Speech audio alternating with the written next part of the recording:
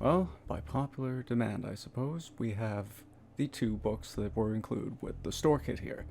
Now, this is going to be the first in a new kind of series as well, where I can kind of go over some of this stuff a little bit more in detail, as well as show off some of the older converted minis I've got from the older days.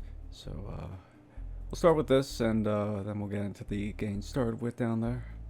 But if you enjoyed this content, please do leave a like and comment. I always enjoy getting into conversations with all of you, and if you really enjoy the content here, please leave a subscribe as well. I appreciate any support I can get. Now, let's get into this. Let's go. Let's see what we got here. Okay, so this is for July 2024, so this is probably just before the Age of Sigmar reset. So some of the stuff might be a bit different in here depending on what game we're talking about. Yeah, this is more or less just the overall package you would be given if you were running like a store or something, right? So basically gives you the idea of the programs that they run for how you get your storefront stuff, and yeah, there it is. Okay, so shelving unit. Okay, so this seems to be one of multiple programs that you can get into, and that's kind of like the introductory one. Interesting. Bestseller Foundation Hobby Accessories. Great range. Not too bad. Oh my goodness. So I guess this is what comes in this initial foundation range. Yep. Okay. Kind of not too bad. I mean, it's basically everything you would expect from just a little taste of everything, not necessarily like fully into it. Oh my goodness, come on. Oh my god. The entire paint list. Jeez. And you gotta know they're gonna change these names in another 5 years or so. This probably won't even be a valid list at some point. I mean, I don't get why they change the names so often. Now the paint range, I guess this is the larger one, and it has the contrast paints as well there, it looks like.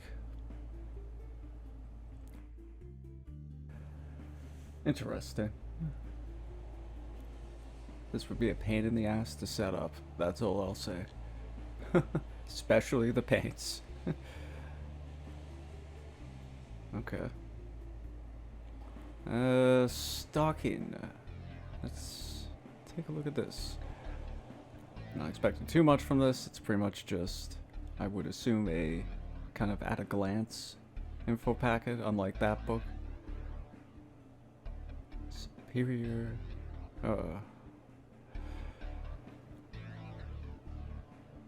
Okay. I mean, it's pretty much just that book condensed down into a 2-page summary, more or less. Okay, well, not too bad, I suppose. Well, those are those two out of the way. Let's get these put away, and then we'll get through that getting started with. Probably gonna have to do a little bit of work on getting this edited down. Alright, this is the big book. So I'm going to assume this is more or less just a cheaper version of the book you'd find in the introductory set.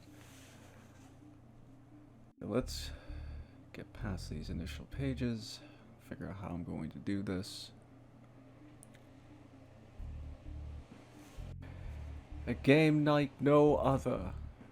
And it certainly was way back in the day when I first initially started this game. I still think the old 3rd edition was the most customizable edition. You could do the most with your force at that time, versus today's stuff where it's a monoposed nightmare trying to figure out how you're going to build out your army and build out your character. More specifically, we lost a lot with the edition upgrade. So Space Marines, here we go. I've got 4 of these guys going right now in the background. I've got of course, the Ultramarines up here with Marnius Calgar, Gilliman, Tigerius. I think I got most of them figured out now, actually. Space Wolves, potential future project that I might go into.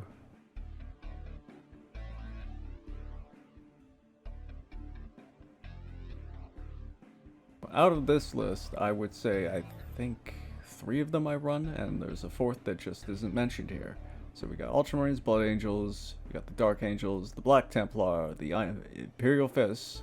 Kind of surprised the Black Templar and Imperial Fist are right next to each other. Space Wolves and Black Templar are higher up on the list.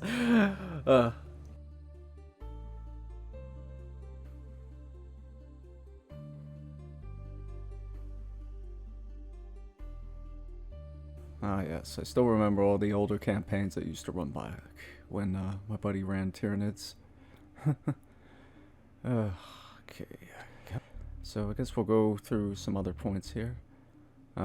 Speaking of painting, there's definitely going to be some paint-alongs coming along at some point. I think I've spoken already about how I have an Azrael I'm working on in the background. But also, I have the Age of Sigmar paint kit, and going through that. And after that, I guess we'll go through the 40k introductory kit.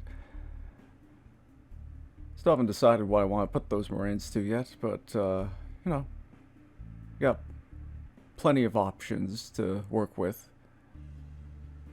I guess the initial one would be Salamander, I would guess, because they are flame-based.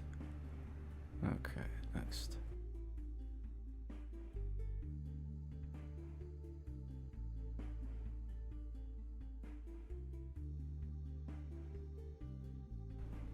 Well, hopefully with these videos I can kind of go through a few of the ideas I have. One of them has been currently revolving around doing a few board game reviews and other games outside of the Games Workshop kind of family of games. I have been looking at Marvel Crisis Protocol though. That one has given me I would say it's quite interesting to me. It seems very, very cool. And also the rules are free, so that's a nice bonus right there. Unlike GW, who likes to continuously change their codexes every edition, and then, you know, you have to pay every time you want to buy that same new book. It's mostly why I just stopped collecting those codexes. I just want, you know, it's fine if you go with the minis, but like, I can't like justify buying new codexes every single time I go into a new edition, because I don't even know if I'm going to be able to play in that edition if I'm building all the armies out like this. I mean, thankfully I got some rounds. I think it was 8th. Might have been somewhere around the tail end of 8th edition that I actually got to play a little bit for the first time. And that was right around the time I finished off the new Death Guard force.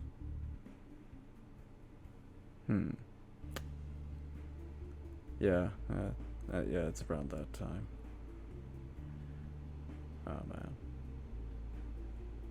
Now I'm trying to run a bunch of armies all at once. Not necessarily for the competitive aspect, but more narrative campaigns and everything. Speaking of narrative campaigns, I actually have one that I'm currently writing in the background for, what is it, Death Watch, I think it is? Yeah, it'll probably involve one of the Xenos armies. I haven't quite... Well, I mean, I'm going to be doing it with Necrons more than likely. It's probably one of the goals here, but, you know, that'll encourage me to actually paint through that damn army, so I can actually get to use them a little bit. Alongside the Death Watch kill team, I'll paint alongside it. I think one of the first conversion videos I'll end up doing is more than likely going to be that Death Watch guy I'm doing in the background right now. Trying to figure out how I'm going to do his arms, more or less, because I'm trying to do him off of one of those, you know, push-fit lieutenants. I'm trying to figure out, can I make it so that I can swap his arms out with other weapon sets, so that I can swap him from being, like, lieutenant in a Dark Angel's army to a Death Watch character or something to that end. I don't think I'll be capable of it with Dark Angels, unfortunately, but, you know, we'll see. I have hope. Maybe if not, I can still paint him up as the Dark Angel's lieutenant. That'll still be a nice, helpful side HQ for things. I think that's actually the most fully constructed, like, Space Marine force outside of the Ultramarine one that I have, is Dark Angels. Don't have them listed yet, but that's because I'm currently working on Azrael in the background, so I wanted to finish him off before I did any showcasing for them. Got a lot of plans for them too. So this series will definitely be revolving around going through some of these more side pieces like books and whatnot, but I also want to use it to kind of go into my old converted miniatures a little bit more. There is a lot to go through with those. I mean, some of them have been seen in a few of the videos in the past. The Death Guard one, I believe, I'll link it at some point. I believe that one had a few of them in the second half of the video. I'm trying to think if I have any other converted ones actually shown in videos right now. I think there might be another one, but you know, I'll have to think about that. Oh yeah, Black Templar, the jetpack guy. There's a lot more than that. I definitely want to show some of those off, especially one of the bigger ones. That guy took me a while. And it was done back in the day when you could actually order in the pieces individually and you didn't have to buy the full kits to get the pieces you were after. What a concept. Yeah, but that's it for this video, I think. Look forward to making more of these, though. There's a lot of items I can go through and kind of go through a bit of the history, especially the first codex I ever owned. That's an interesting one, and really beaten up. You'll see. You'll see. Okay. Well, if you enjoyed this content, as always, please leave a like and a comment down below. I always enjoy getting into conversations about this hobby. And if you really enjoy the content here, please leave a subscribe as well. Thank you for joining me on this video, and I'll see you all in the next one. Have a good one.